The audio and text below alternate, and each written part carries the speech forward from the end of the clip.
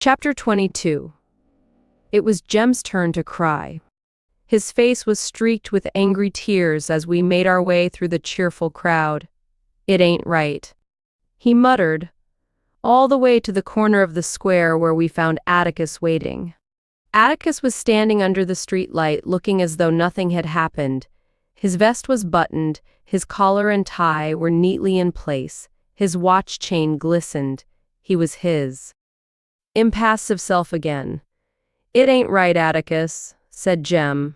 "No, son, it's not right." We walked home. Aunt Alexandra was waiting up. She was in her dressing gown, and I could have sworn she had on her corset underneath it. "I'm sorry, brother," she murmured. Having never heard her call Atticus brother before, I stole a glance at Jem, but he was not listening. He would look up at Atticus, then down at the floor, and I wondered if he thought Atticus somehow responsible for Tom Robinson's conviction. "Is he all right?" Auntie asked, indicating Jem. "He'll be so presently," said Atticus. "It was a little too strong for him." Our father sighed. "I'm going to bed," he said. "If I don't wake up in the morning, don't call me. I didn't think it wise in the first place to let them." "This is their home, sister," said Atticus. "We've made it this way for them. They might as well learn to cope with it. But they don't have to go to the courthouse and wallow in it. It's just as much Macomb County as missionary teas." Atticus. Aunt Alexandra's eyes were anxious. "You are the last person I thought would turn bitter over this." "I'm not bitter, just tired. I'm going to bed." "Atticus," said Jem bleakly. He turned in the doorway. "What, son? How could they do it? How could they?" "I don't know, but they did it. They've done it before, and they did it tonight, and they'll do it again, and when they do it. Seems that only children weep. Good night." But things are always better in the morning. Atticus rose at his usual ungodly hour and was in the living room behind the mobile register when we stumbled in. Jem's morning face posed the question his sleepy lips struggled to ask. "It's not time to worry yet," Atticus reassured him as we went to the dining room. "We're not through yet. There'll be an appeal, you can count on that." "Gracious alive, Cal, what's all this?" He was staring at his breakfast plate. Calpurnia said, "Tom Robinson's daddy sent you along this chicken this morning. I fixed it. You tell him I'm proud to get it. Bet they don't have chicken for breakfast at the White House." "What are these?" "Rolls," said Calpurnia. "Estelle down at the hotel sent 'em."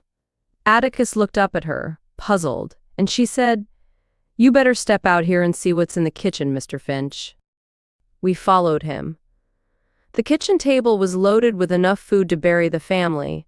Hunks of salt pork, tomatoes, beans, even scuppernongs. Atticus grinned when he found a jar of pickled pig's knuckles. "Reckon Auntie'll let me eat these in the dining room?" Calpurnia said, "This was all round the back steps when I got here this morning." They appreciate what you did, Mr. Finch. They aren't overstepping themselves, are they?" Atticus's eyes filled with tears. He did not speak for a moment. "Tell them I'm very grateful," he said. Tell them they must never do this again. Times are too hard." He left the kitchen, went in the dining room, and excused himself to Aunt Alexandra, put on his hat, and went to town. We heard Dill's step in the hall, so Calpurnia left Atticus's uneaten breakfast on the table. Between rabbit bites, Dill told us of Miss Rachel's reaction to last night, which was, if a man like Atticus Finch wants to butt his head against a stone wall, it's his head. "I'd a got her told," growled Dill, gnawing a chicken leg, "but she didn't look much like tellin' this morning. Said she was up half the night wonderin' where I was. Said she'd 'a' had the sheriff after me, but he was at the hearing." "Dill, you've got to stop going off without tellin' her," said Jem. "It just aggravates her." Dill sighed patiently. I told her till I was blue in the face where I was goin'. She's just seein' too many snakes in the closet. Bet that woman drinks a pint for breakfast every morning. No, she drinks 2 glasses full. Seen her? Don't talk like that, Dill, said Aunt Alexandra. It's not becoming to a child. It's cynical. I ain't cynical, Miss Alexandra. Tellin' the truth's not cynical, is it? The way you tell it, it is. Jem's eyes flashed at her, but he said to Dill, "Let's go. You can take that runner with you." When we went to the front porch, Miss Stephanie Crawford was busy telling it to Miss Maudie Atkinson and Mr. Avery. They looked around at us and went on talking. Jem made a feral noise in his throat. I wished for a weapon. "I hate grown folks looking at you," said Dill. "Makes you feel like you've done something." Miss Maudie yelled for Jem Finch to come there. Jem groaned and heaved himself up from the swing. "We'll go with you," Dill said. Miss Stephanie's nose quivered with curiosity. She wanted to know who all gave us permission to go to court. She didn't see us, but it was all over town this morning that we were in the colored balcony. Did Atticus put us up there as a sort of? Wasn't it right close up there with all those? Did Scout understand all the? Didn't it make us mad to see our daddy beat? Hush, Stephanie. Miss Maudie's diction was deadly. I've not got all the morning to pass on the porch. Jem Finch, I called to find out if you and your colleagues can eat some cake. Got up at 5 to make it, so you better say yes. Excuse us, Stephanie. Good morning, Mr. Avery. There was a big cake, and 2 little ones on Miss Maudie's kitchen table. There should have been 3 little ones. It was not like Miss Maudie to forget Dill, and we must have shown it. But we understood when she cut from the big cake and gave the slice to Jem. As we ate, we sensed that this was Miss Maudie's way of saying that as far as she was concerned, nothing had changed. She sat quietly in a kitchen chair watching us. Suddenly she spoke. "Don't fret, Jem. Things are never as bad as they seem." Indoors, when Miss Maudie wanted to say something lengthy, she spread her fingers on her knees and settled her bridge work. This she did, and we waited. I simply want to tell you that there are some men in this world who were born to do our unpleasant jobs for us. Your father's one of them. "Oh," said Jem. "Well, don't you me, sir?" Miss Maudie replied, recognizing Jem's fatalistic noises. "You are not old enough to appreciate what I said." Jem was staring at his half-eaten cake. "It's like being a caterpillar in a cocoon. That's what it is," he said. "Like something asleep wrapped up in a warm place. I always thought Macomb folks were the best folks in the world. Least that's what they seemed like." "We're the safest folks in the world," said Miss Maudie. "We're so rarely called on to be Christians. But when we are, we've got men like Atticus to go for us." Jem grinned ruefully. "Wish the rest of the county thought that. You'd be surprised how many of us do." "Who?" Jem's voice rose. "Who in this town did one thing to help Tom Robinson? Just who? His colored friends for one thing, and people like us. People like Judge Taylor. People like Mr. Heck Tate. Stop eating and start thinking, Jem. Did it ever strike you that Judge Taylor naming Atticus to defend that boy was no accident? That Judge Taylor might have had his reasons for naming him? This was a thought. Court-appointed defenses were usually given to Maxwell Green, Macomb's latest addition to the bar, who needed the experience. Maxwell Green should have had Tom Robinson's case. You think about that. Miss Maudie was saying, "It was no accident. I was sitting there on the porch last night, waiting. I waited and waited to see you all come down the sidewalk, and as I waited, I thought, Atticus Finch won't win.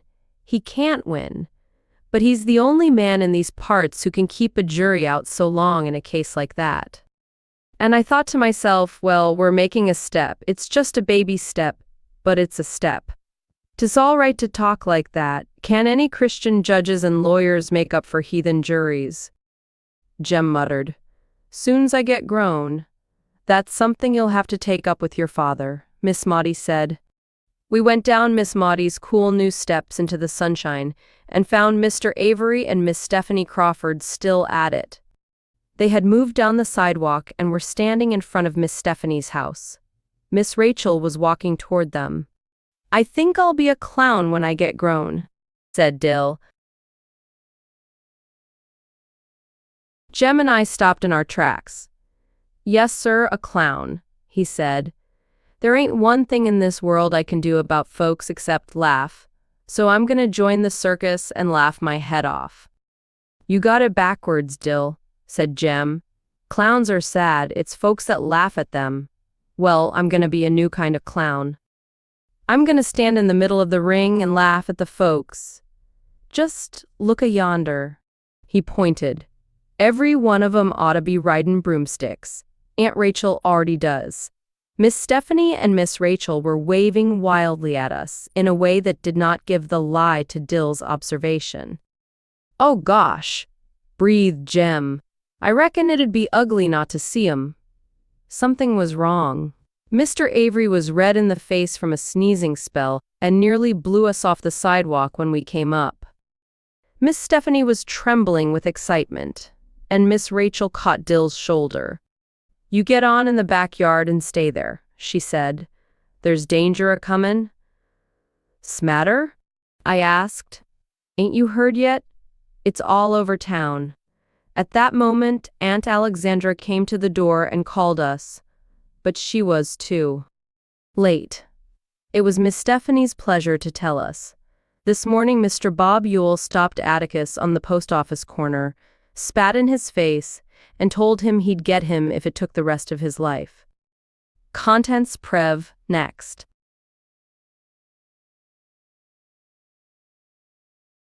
Chapter 23. I wish Bob Ewell wouldn't chew tobacco, was all Atticus said about it. According to Miss Stephanie Crawford, however, Atticus was leaving the post office when Mr. Ewell approached him, cursed him, spat on him, and threatened to kill him. Miss Stephanie, who by the time she had told it twice was there and had seen it all, passing by from the jitney jungle she was. Miss Stephanie said Atticus didn't bat an eye, just took out his handkerchief and wiped his face and stood there and let Mr. Ewell call him names wild horses could not bring her to repeat. Mr. Ewell was a veteran of an obscure war.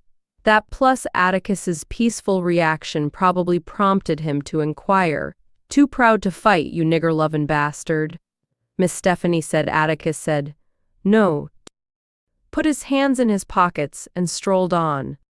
Miss Stephanie said you had to hand it to Atticus Finch. He could be right dry sometimes. Jem and I didn't think it entertaining. After all, though, I said, he was the deadest shot in the county one time. He could. You know he wouldn't carry a gun, Scout? He ain't even got one, said Jem. You know he didn't even have one down at the jail that night? He told me having a gun around's an invitation to somebody to shoot you. This is different, I said. We can ask him to borrow one. We did, and he said, nonsense. Dill was of the opinion that an appeal to Atticus's better nature might work. After all, we would starve if Mr. Ewell killed him. Besides, be raised exclusively by Aunt Alexandra. And we all knew the first thing she'd do before Atticus was under the ground good would be to fire Calpurnia. Jem said it might work if I cried and flung a fit, being young and a girl. That didn't work either. But when he noticed us dragging around the neighborhood, not eating, taking little interest in our normal pursuits, Atticus discovered how deeply frightened we were. He tempted Jem with the new football magazine one night. When he saw Jem flip the pages and toss it aside, he said, What's bothering you, son? Jem came to the point. Mr. Ewell. What has happened? Nothing's happened. We're scared for you, and we think you ought to do something about him. Atticus smiled wryly. Do what? Put him under a peace bond? When a man says he's gonna get you, looks like he means it. He meant it when he said it, said Atticus. Jem, see if you can stand in Bob Ewell's shoes a minute. I destroyed his last shred of credibility at that trial, if he had any to begin with. The man had to have some kind of comeback. His kind always does. So if spitting in my face and threatening me saved Mayella Ewell one extra beating, that's something I'll gladly take. He had to take it out on somebody, and I'd rather it be me than that house full of children out there. You understand? Jem nodded. Aunt Alexandra entered the room as Atticus was saying, We don't have anything to fear from Bob Ewell. He got it all out of his system that morning. I wouldn't be so sure of that, Atticus, she said. His kind'd do anything to pay off a grudge. You know how those people are. What on earth could Ewell do to me, sister? Something furtive, Aunt Alexandra said. You may count on that. Nobody has much chance to be furtive in Maycomb. Atticus answered. After that, we were not afraid. Summer was melting away, and we made the most of it. Atticus assured us that nothing would happen to Tom Robinson until the higher court reviewed his case, and that Tom had a good chance of going free, or at least of having a new trial. He was at Enfield Prison Farm, 70 miles away in Chester County. I asked Atticus if Tom's wife and children were allowed to visit him, but Atticus said no. If he loses his appeal, I asked one evening, what'll happen to him? He'll go to the chair, said Atticus, unless the governor commutes his sentence. Not time to worry yet, Scout. We've got a good chance. Jem was sprawled on the sofa reading Popular Mechanics. He looked up. It ain't right. He didn't kill anybody even if he was guilty. He didn't take anybody's life. You know rape's a capital offense in Alabama, said Atticus. Yes, sir, but the jury didn't have to give him death. If they wanted to, they could have gave him 20 years. Given, said Atticus. Tom Robinson's a colored man, Jem. No jury in this part of the world's going to say, we think you're guilty, but not very, on a charge like that. It was either a straight acquittal or nothing. Jem was shaking his head. I know it's not right, but I can't figure out what's wrong. Maybe rape shouldn't be a capital offense. Atticus dropped his newspaper beside his chair. He said he didn't have any quarrel with the rape statute. None whatever, but he did have deep misgivings when the state asked for, and the jury gave a death penalty on purely circumstantial evidence. He glanced at me, saw I was listening, and made it easier. I mean, before a man is sentenced to death for murder, say, there should be 1 or 2 eyewitnesses. Someone should be able to say, yes, I was there and saw him pull the trigger. But lots of folks have been hanged, on circumstantial evidence, said Jem. I know, and lots of 'em probably deserved it too. But in the absence of eyewitnesses, there's always a doubt. Sometimes only the shadow of a doubt. The law says reasonable doubt, but I think a defendant's entitled to the shadow of a doubt. There's always the possibility, no matter how improbable, that he's innocent. Then it all goes back to the jury then. We ought to do away with juries. Jem was adamant. Atticus tried hard not to smile, but couldn't help it. You're rather hard on us, son. I think maybe there might be a better way. Change the law. Change it so that only judges have the power of fixing the penalty in capital cases. Then go up to Montgomery and change the law. You'd be surprised how hard that'd be. I won't live to see the law changed, and if you live to see it, you'll be an old man. This was not good enough for Jem. No, sir, they ought to do away with juries. He wasn't guilty in the first place, and they said he was. If you had been on that jury, son, and 11 other boys like you, Tom would be a free man, said Atticus.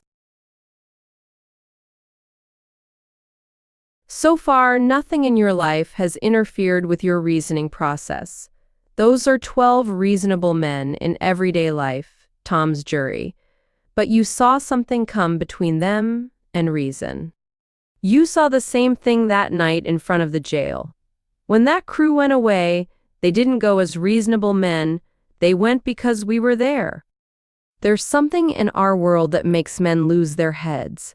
They couldn't be fair if they tried. In our courts, when it's a white man's word against a black man's, the white man always wins. They're ugly, but those are the facts of life. Doesn't make it right, said Jem stolidly. He beat his fist softly on his knee. You just can't convict a man on evidence like that, you can't. You couldn't, but they could and did. The older you grow, the more of it you'll see. The one place where a man ought to get a square deal is in a courtroom, be he any color of the rainbow. But people have a way of carrying their resentments right into a jury box. As you grow older, you'll see white men cheat black men every day of your life. But let me tell you something, and don't you forget it. Whenever a white man does that to a black man, no matter who he is, how rich he is, or how fine a family he comes from, that white man is trash. Atticus was speaking so quietly his last word crashed on our ears. I looked up and his face was vehement. There's nothing more sickening to me than a low-grade white man who'll take advantage of a Negro's ignorance. Don't fool yourselves. It's all adding up, and one of these days we're going to pay the bill. For it. I hope it's not in you children's time. Jem was scratching his head. Suddenly his eyes widened. Atticus, he said, why don't people like us and Miss Maudie ever sit on juries? You never see anybody from Macomb on a jury.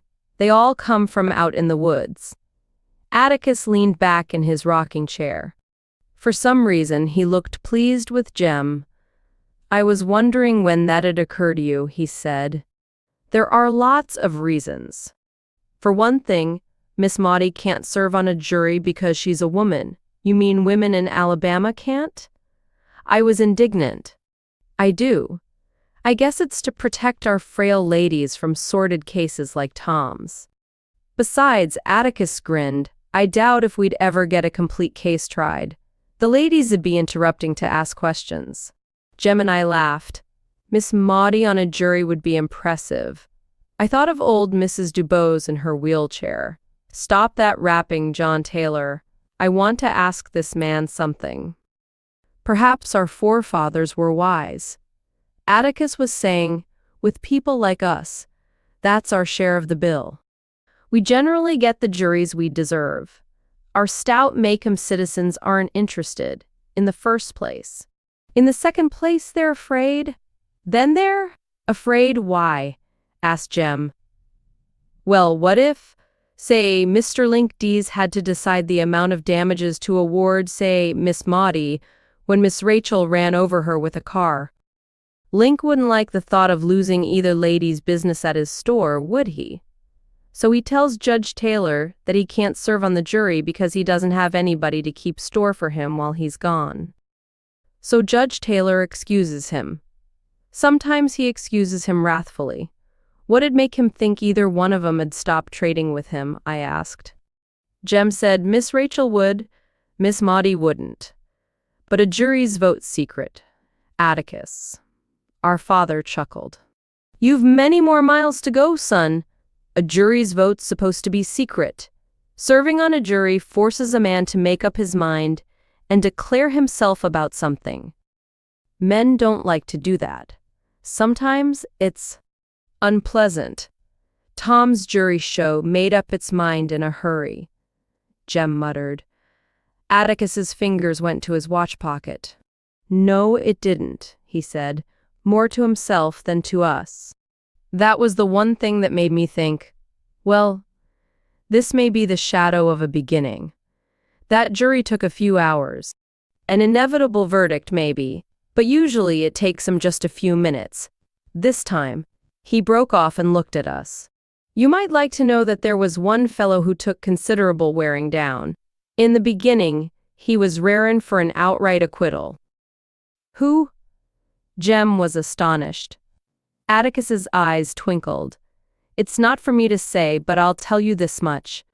He was one of your old Sarum friends. One of the Cunninghams. Jem yelped. One of? I didn't recognize any of 'em. You're jokin'. He looked at Atticus from the corners of his eyes. One of their connections. On a hunch, I didn't strike him. Just on a hunch. Could've, but I didn't. Golly Moses, Jem said reverently. One minute they're trying to kill him, and the next they're trying to turn him loose. I'll never understand those folks as long as I live. Atticus said you just had to know 'em. He said the Cunninghams hadn't taken anything from or off of anybody since they migrated to the New World. He said the other thing about them was, once you earned their respect, they were for you tooth and nail. Atticus said he had a feeling, nothing more than a suspicion, that they left the jail that night with considerable respect for the Finches. Then too, he said, it took a thunderbolt plus another Cunningham to make one of them change his mind. If we'd had two of that crowd, we'd have had a hung jury. Jem said slowly, you mean you actually put on the jury a man who wanted to kill you the night before? How could you take such a risk, Atticus? How could you? When you analyze it, there was little risk. There's no difference between one man who's going to convict and another man who's going to convict, is there? There's a faint difference between a man who's going to convict and a man who's a little disturbed in his mind, isn't there? He was the only uncertainty on the whole list. What kin was that man to Mr. Walter Cunningham? I asked. Atticus rose, stretched, and yawned. It was not even our bedtime, but we knew he wanted a chance to read his newspaper. He picked it up, folded it, and tapped my head. Let's see now. He droned to himself. I've got it. Double first cousin. How can that be? Two sisters married two brothers. That's all I'll tell you. You figure it out. I tortured myself and decided that if I married Jem and Dill had a sister whom he married, our children would be double first cousins. Gee, Manetti, Jem, I said, when Atticus had gone, they're funny folks. Did you hear that, Auntie? Aunt Alexandra was hooking a rug and not watching us, but she was listening. She sat in her chair with her work basket beside it, her rug spread across her lap. Why ladies hooked woolen rugs on boiling nights never became clear to me. I heard it, she said.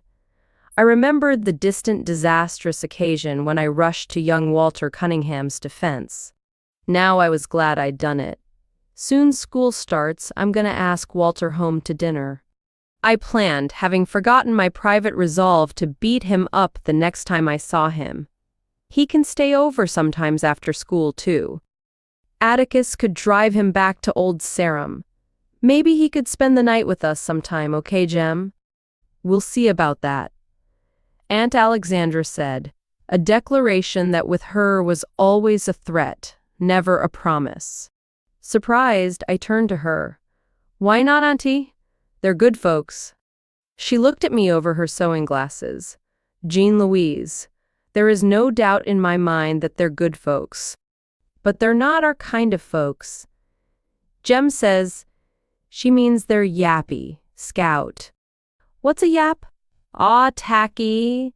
They like fiddlin' and things like that. Well, I do too. Don't be silly, Jean Louise, said Aunt Alexandra. The thing is, you can scrub Walter Cunningham till he shines. You can put him in shoes and a new suit, but he'll never be like Jem. Besides, there's a drinking streak in that family a mile wide. Finch women aren't interested in that sort of people. Thank you, said Jem. She ain't 9 yet.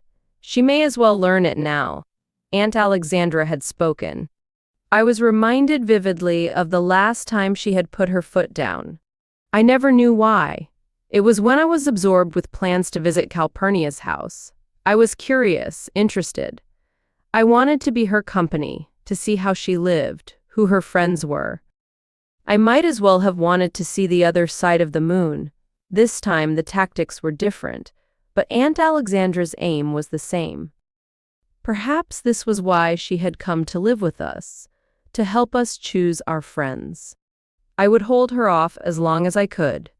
If they're good folks, then why can't I be nice to Walter? I didn't say not to be nice to him. You should be friendly and polite to him. You should be gracious to everybody, dear. But you don't have to invite him home. What if he was kin to us, Auntie? The fact is that he is not kin to us, but if he were, my answer would be the same. Auntie, Jem spoke up. Atticus says you can choose your friends, but you sure can't choose your family, and they're still kin to you no matter whether you acknowledge them or not, and it makes you look right silly when you don't. That's your father all over again, said Aunt Alexandra, and I still say that Jean-Louise will not invite Walter Cunningham to this house. If he were her double first cousin once removed, he would still not be received in this house unless he comes to see Atticus on business. Now that is that. She had said indeed not, but this time she would give her reasons. But I want to play with Walter, Auntie, why can't I? She took off her glasses and stared at me. I'll tell you why, she said, because he is trash. That's why you can't play with him. I'll not have you around him, picking up his habits and learning Lord knows what. You're enough of a problem to your father as it is. I don't know what I would have done, but Jem stopped me.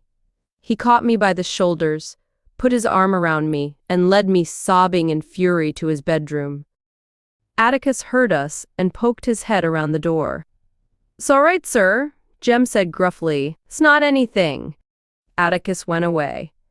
"Have a chew, Scout." Jem dug into his pocket and extracted a Tootsie Roll.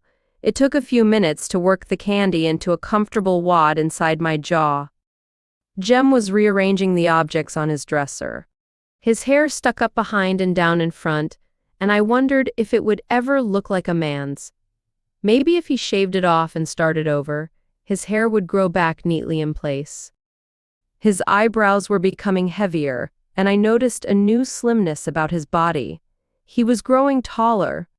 When he looked around, he must have thought I would start crying again, for he said, "Show you something if you won't tell anybody." I said, "What?" He unbuttoned his shirt, grinning shyly. "Well, what?" "Well, can't you see it?" "Well, no. Well, it's hair." "Where?" "There." "Right there." He had been a comfort to me, so I said it looked lovely, but I didn't see anything. "It's real nice, Jem. Under my arms, too," he said. "Going out for football next year. Scout, don't let Auntie aggravate you." It seemed only yesterday that he was telling me not to aggravate Auntie. "You know she's not used to girls," said Jem, "leastways. Not girls like you. She's trying to make you a lady. Can't you take up sewing or something?" "Hell no. She doesn't like me, that's all there is to it, and I don't care. It was her callin' Walter Cunningham trash that got me going, Jem, not what she said about being a problem to Atticus." We got that all straight one time. I asked him if I was a problem, and he said not much of one. At most one that he could always figure out. And not to worry my head a second about bothering him. Nah, it was Walter. That boy's not trash, Jem. He ain't like the Yules. Jem kicked off his shoes and swung his feet to the bed. He propped himself against a pillow and switched on the reading light. "You know something, Scout? I've got it all figured out now. I've thought about it a lot lately, and I've got it figured out.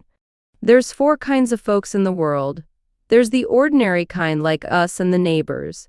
There's the kind like the Cunninghams out in the woods.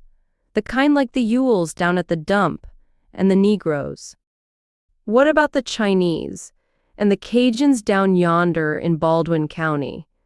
I mean, in Macomb County. The thing about it is, our kind of folks don't like the Cunninghams. The Cunninghams don't like the Yules, and the Yules hate and despise the colored folks." I told Jem if that was so, Then why didn't Tom's jury, made up of folks like the Cunninghams, acquit Tom to spite the Ewells? Jem waved my question away as being infantile. You know, he said, I've seen Atticus pat his foot when there's fiddlin' on the radio, and he loves pot liquor better'n any man I ever saw. Then that makes us like the Cunninghams. I said, I can't see why, Auntie. No, let me finish. It does. But we're still different somehow. Atticus said one time the reason Auntie's so hipped on the family is because all we've got's background and not a dime to our names. Well, Jem, I don't know. Atticus told me one time that most of this old family stuff's foolishness, because everybody's family's just as old as everybody else's. I said, did that include the colored folks and Englishmen? And he said yes. Background doesn't mean old family, said Jem. I think it's how long your family's been readin' and writin'. Scout, I've studied this real hard, and that's the only reason I can think of. Somewhere along when the Finches were in Egypt, one of 'em must have learned a hieroglyphic or two, and he taught his boy. Jem laughed. Imagine Auntie being proud her great-granddaddy could read and write. Ladies pick funny things to be proud of. Well, I'm glad he could, or who'd have taught Atticus and them. And if Atticus couldn't read, you and me'd be in a fix. I don't think that's what background is. Jem. Well then, how do you explain why the Cunninghams are different? Mr. Walter can hardly sign his name. I've seen him. We've just been readin' and writin' longer'n they have. No, everybody's gotta learn. Nobody's born knowin'. That Walter's as smart as he can be. He just gets held back sometimes because he has to stay out and help his daddy. Nothing's wrong with him. Nah, Jem. I think there's just one kind of folks. Folks? Jem turned around and punched his pillow. When he settled back, his face was cloudy. He was going into one of his declines, and I grew wary. His brows came together. His mouth became a thin line. He was silent for a while. That's what I thought, too. He said at last, when I was your age. If there's just one kind of folks, why can't they get along with each other? If they're all alike, why do they go out of their way to despise each other? Scout, I think I'm beginning to understand something. I think I'm beginning to understand why Boo Radley stayed shut up in the house all this time. It's because he wants to stay inside. Contents Prev, next. Chapter 24. Calpurnia wore her stiffest starched apron. She carried a tray of Charlotte. She backed up to the swinging door and pressed gently. I admired the ease and grace with which she handled heavy loads of dainty things. So did Aunt Alexandra, I guess, because she had let Calpurnia serve today. August was on the brink of September. Dill would be leaving for Meridian tomorrow. Today he was off with Jem at Barker's Eddy. Jem had discovered with angry amazement that nobody had ever bothered to teach Dill how to swim, a skill Jem considered necessary as walking. They had spent 2 afternoons at the creek. They said they were going in naked, and I couldn't come, so I divided the lonely hours between Calpurnia and Miss Maudie. Today Aunt Alexandra and her missionary circle were fighting the good fight all over the house. From the kitchen, I heard Mrs. Grace Merriweather giving a report in the living room on the squalid lives of the Marunas. It sounded like to me. They put the women out in huts when their time came, whatever that was. They had no sense of family. I knew that'd distress Auntie. They subjected children to terrible ordeals when they were 13. They were crawling with yaws and earworms. They chewed up and spat out the bark of a tree into a communal pot, and then got drunk on it. Immediately thereafter, the ladies adjourned for refreshments. I didn't know whether to go into the dining room or stay out. Aunt Alexandra told me to join them for refreshments.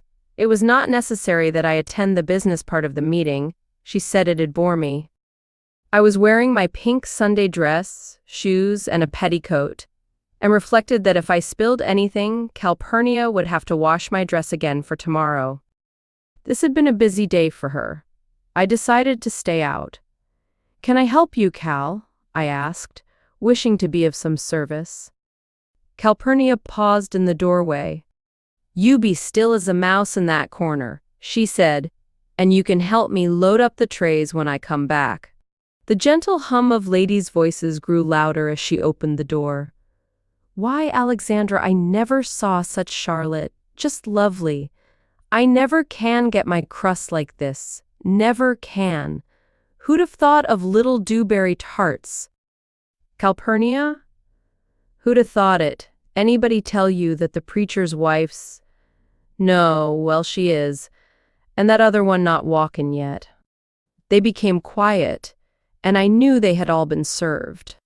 Calpurnia returned and put my mother's heavy silver pitcher on a tray. "This coffee pitcher's a curiosity," she murmured. "They don't make 'em these days. Can I carry it in? If you be careful and don't drop it." "Set it down at the end of the table by Miss Alexandra. Down there by the cups and things. She's gonna pour." I tried pressing my behind against the door as Calpurnia had done, but the door didn't budge. Grinning, she held it open for me. "Careful now, it's heavy. Don't look at it and you won't spill it." My journey was successful. Aunt Alexandra smiled brilliantly. "Stay with us, Jean-Louise," she said. This was a part of her campaign to teach me to be a lady. It was customary for every circle hostess to invite her neighbors in for refreshments, be they Baptists or Presbyterians, which accounted for the presence of Miss Rachel, sober as a judge, Miss Maudie, and Miss Stephanie Crawford. Rather nervous, I took a seat beside Miss Maudie and wondered why ladies put on their hats to go across the street. Ladies in bunches always filled me with vague apprehension and a firm desire to be elsewhere. But this feeling was what Aunt Alexandra called being spoiled. The ladies were cool in fragile pastel prints. Most of them were heavily powdered but unrouged. The only lipstick in the room was Tangy Natural. Cuix Natural sparkled on their fingernails, but some of the younger ladies wore rose. They smelled heavenly. I sat quietly, having conquered my hands by tightly gripping the arms of the chair, and waited for someone to speak to me. Miss Maudie's gold bridgework twinkled. "You're mighty dressed up, Miss Jean-Louise," she said. "Where are your breeches today?" "Under my dress."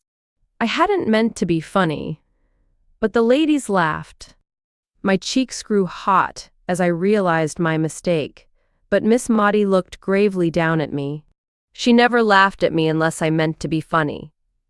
In the sudden silence that followed, Miss Stephanie Crawford called from across the room, "What you going to be when you grow up, Jean-Louise?" "A lawyer?" "No'm, I hadn't thought about it," I answered, grateful that Miss Stephanie was kind enough to change the subject. Hurriedly, I began choosing my vocation. "Nurse? Aviator? Well, why shoot, I thought you wanted to be a lawyer. You've already commenced going to court." The ladies laughed again. "That, Stephanie's a card," somebody said. Miss Stephanie was encouraged to pursue the subject. "Don't you want to grow up to be a lawyer?" Miss Maudie's hand touched mine, and I answered mildly enough. "No'm, just a lady."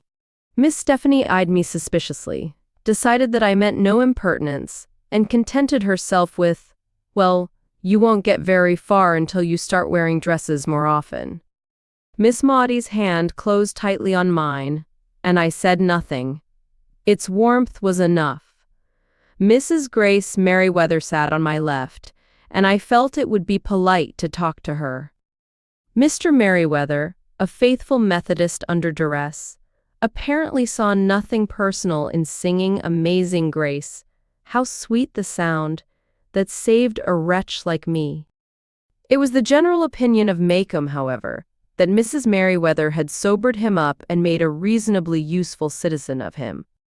For certainly Mrs. Merriweather was the most devout lady in Maycomb. I searched for a topic of interest to her. "What did you all study this afternoon?" I asked. "Oh, child, those poor Marunas," she said, and was off. Few other questions would be necessary. Mrs. Merriweather's large brown eyes always filled with tears when she considered the oppressed. "Living in that jungle with nobody but J. Grimes Everett," she said. "Not a white person'll go near 'em but that saintly J. Grimes Everett." Mrs. Merriweather played her voice like an organ. Every word she said received its full measure. The poverty, the darkness, the immorality. Nobody but J. Grimes Everett knows. "You know, when the church gave me that trip to the campgrounds, J. Grimes Everett said to me—" "Was he there, ma'am?" I thought. "Home on leave. J. Grimes Everett said to me, he said, 'Mrs. Merriweather, you have no conception of what we are fighting over there.' What he said to me?" "Yes, ma'am. I said to him, 'Mr. Everett,' I said, 'the ladies of the Macomb, Alabama Methodist Episcopal Church South are behind you 100%. That's what I said to him.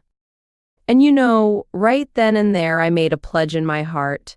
I said to myself, when I go home, I'm going to give a course on the Marunas and bring J. Grimes Everett's message to Macomb, and that's just what I'm doing." "Yes, ma'am." When Mrs. Merriweather shook her head, her black curls jiggled. "Jean Louise," she said, "you are a fortunate girl. You live in a Christian home with Christian folks in a Christian town. Out there in J. Grimes Everett's land, there's nothing but sin and squalor." "Yes, ma'am. Sin and squalor. What was that, Gertrude?" Mrs. Merriweather turned on her chimes for the lady sitting beside her. "Oh, that. Well, I always say forgive and forget. Forgive and forget. Thing the church ought to do is help her lead a Christian life for those children from here on out. Some of the men ought to go out there and tell that preacher to encourage her." "Excuse me, Mrs. Merriweather," I interrupted. "Are you all talking about Mayella Ewell?" "May?" "No, child. That darky's wife. Tom's wife, Tom Robinson, ma'am." Mrs. Merriweather turned back to her neighbor. "There's one thing I truly believe, Gertrude," she continued, "but some people just don't see it my way. If we just let them know we forgive 'em, that we've forgotten it, then this whole thing'll blow over." "Ah, Mrs. Merriweather," I interrupted once more, "what'll blow over?" Again she turned to me. Mrs. Merriweather was one of those childless adults who find it necessary to assume a different tone of voice when speaking to children. "Nothing, Jean Louise," she said.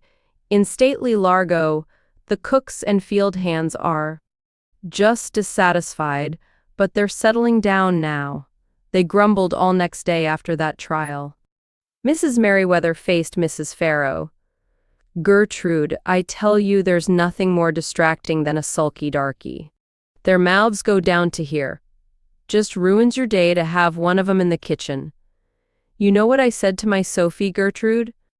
I said, 'Sophie,' I said, 'you simply are not being a Christian today. Jesus Christ never went around grumbling and complaining.' And you know, it did her good. She took her eyes off that floor and said, 'No'm, Ms. Merriweather, Jesus never went around grumbling.' I tell you, Gertrude, you never ought to let an opportunity go by to witness for the Lord."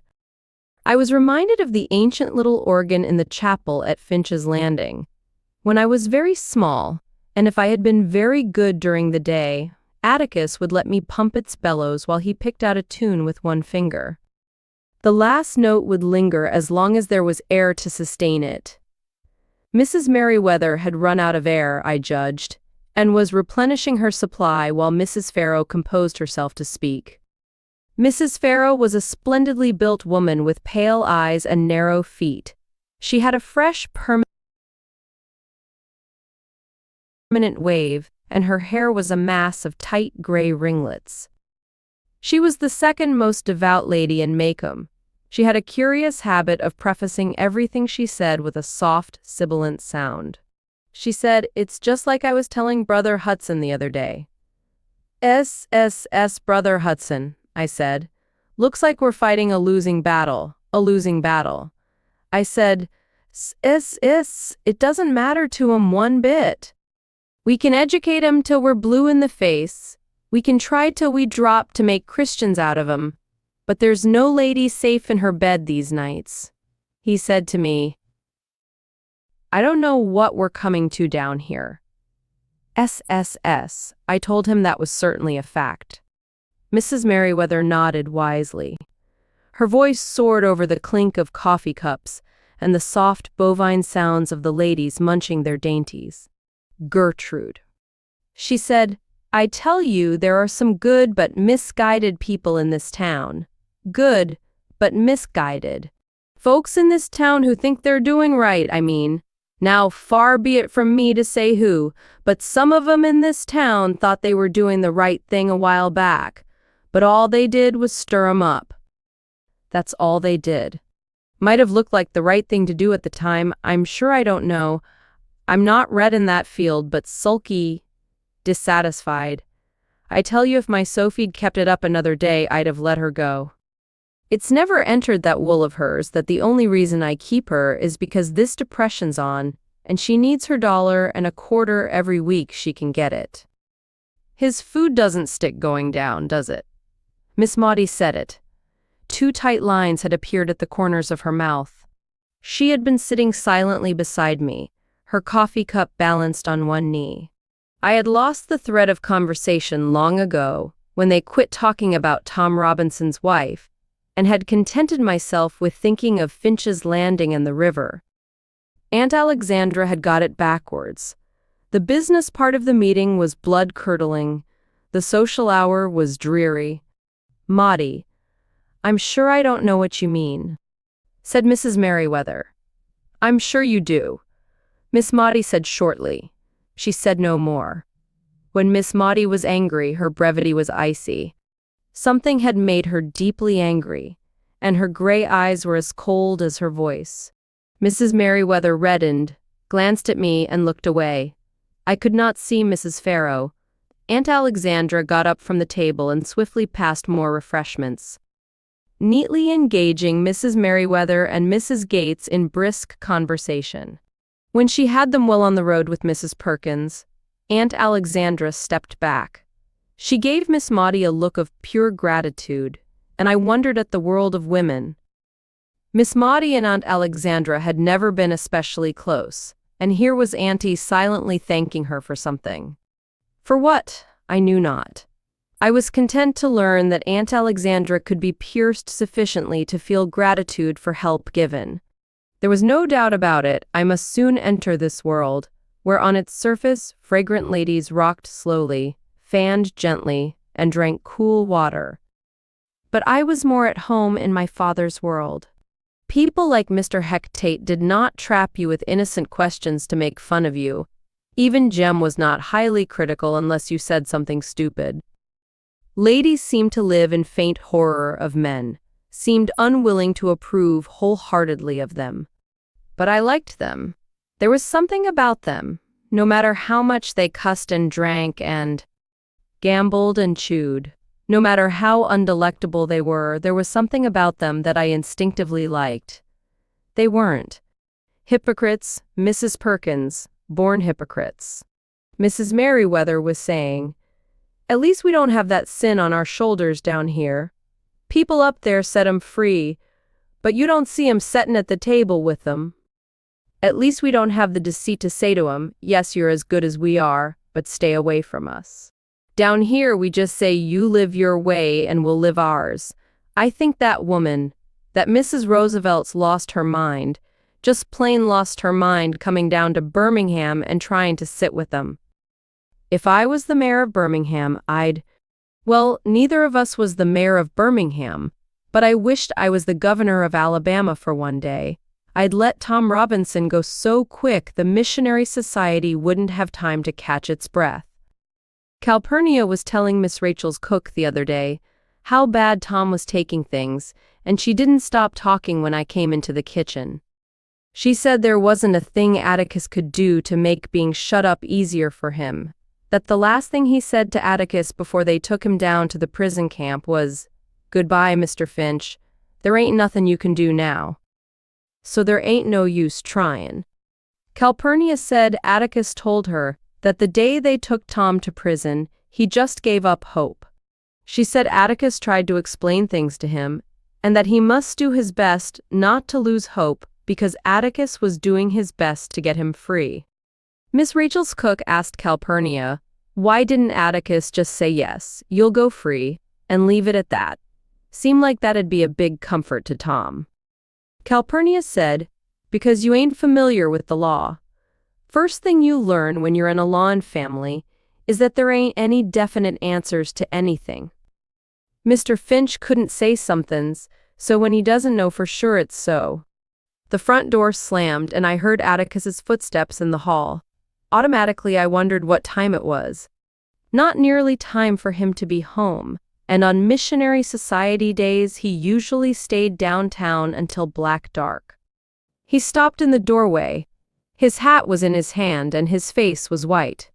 "Excuse me, ladies," he said. "Go right ahead with your meeting. Don't let me disturb you. Alexandra, could you come to the kitchen a minute? I want to borrow Calpurnia for a while." He didn't go through the dining room, but went down the back hallway and entered the kitchen from the rear door. Aunt Alexandra and I met him. The dining room door opened again, and Miss Maudie joined us. Calpurnia had half risen from her chair. "Cal," Atticus said, "I want you to go with me out to Helen Robinson's house." "What's the matter?" Aunt Alexandra asked, alarmed by the look on my father's face. "Tom's dead." Aunt Alexandra put her hands to her mouth. "They shot him," said Atticus. "He was running. It was during their exercise period. They said he just broke into a blind raving charge at the fence and started climbing over, right in front of them. Didn't they try to stop him? Didn't they give him any warning?" Aunt Alexandra's voice shook. "Oh yes," the guards called to him to stop. They fired a few shots in the air, then to kill. They got him just as he went over the fence. They said if he'd had 2 good arms he'd have made it. He was moving that fast. 17 bullet holes in him. They didn't have to shoot him that much. "Cal, I want you to come out with me and help me tell Helen." "Yes, sir," she murmured, fumbling at her apron. Miss Maudie went to Calpurnia and untied it. "This is the last straw, Atticus." Aunt Alexandra said, "Depends on how you look at it." He said, "What was one Negro more or less among 200 of 'em? He wasn't Tom to them, he was an escaping prisoner." Atticus leaned against the refrigerator, pushed up his glasses, and rubbed his eyes. "We had such a good chance," he said. I told him what I thought, but I couldn't in truth say that we had more than a good chance. I guess Tom was tired of white men's chances and preferred to take his own. "Ready, Cal?" "Yes, sir, Mr. Finch." "Then let's go." Aunt Alexandra sat down in Calpurnia's chair and put her hands to her face. She sat quite still. She was so quiet I wondered if she would faint. I heard Miss Maudie breathing as if she had just climbed the steps, and in the dining room the ladies chattered happily. I thought Aunt Alexandra was crying, but when she took her hands away from her face, she was not. She looked weary. She spoke and her voice was flat. "I can't say I approve of everything he does, Maudie, but he's my brother, and I just want to know when this will ever end." Her voice rose. "It tears him to pieces. He doesn't show it much, but it tears him to pieces. I've seen him win. What else do they want from him, Maudie? What else?" "What does who want, Alexandra?" Miss Maudie asked. "I mean this town. They're perfectly willing to let him do what they're too afraid to do themselves. It might lose 'em a nickel. They're perfectly willing to let him wreck his health doing what they're afraid to do. Be quiet, they'll hear you," said Miss Maudie. "Have you ever thought of it this way, Alexandra? Whether Maycomb knows it or not, we're paying the highest tribute we can pay a man. We trust him to do right. It's that simple." "Who?" Aunt Alexandra never knew she was echoing her 12-year-old nephew. The handful of people in this town who say that fair play is not marked white only. The handful of people who say a fair trial is for everybody. Not just us. The handful of people with enough humility to think, when they look at a Negro, there but for the Lord's kindness, M.L. Miss Maudie's old crispness was returning. The handful of people in this town with background, that's who they are. Had I been attentive, I would have had another scrap to add to Jem's definition of background. But I found myself shaking and couldn't stop. I had seen Enfield Prison Farm, and Atticus had pointed out the exercise yard to me. It was the size of a football field. "Stop that shaking," commanded Miss Maudie, and I stopped. "Get up, Alexandra, we've left 'em long enough." Aunt Alexandra rose and smoothed the various whalebone ridges along her hips. She took her handkerchief from her belt and wiped her nose. She patted her hair and said, "Do I show it?" "Not a sign," said Miss Maudie. "Are you together again, Jean-Louise?" "Yes, ma'am." "Then let's join the ladies," she said grimly. Their voices swelled when Miss Maudie opened the door to the dining room. Aunt Alexandra was ahead of me, and I saw her head go up as she went through the door. "Oh, Mrs. Perkins," she said, "you need some more coffee. Let me get it." "Calpurnia's on an errand for a few minutes, Grace," said Miss Maudie. "Let me pass you some more of those dewberry tarts. Do you hear what that cousin of mine did the other day? The one who likes to go fishing?" And so they went, down the row of laughing women, around the dining room, refilling coffee cups, dishing out goodies as though their only regret was the temporary domestic disaster of losing Calpurnia. The gentle hum began again. "Yes, sir, Mrs. Perkins, that J. Grimes Everett is a martyred saint. He needed to get married, so they ran to the beauty parlor every Saturday afternoon, soon as the sun goes down.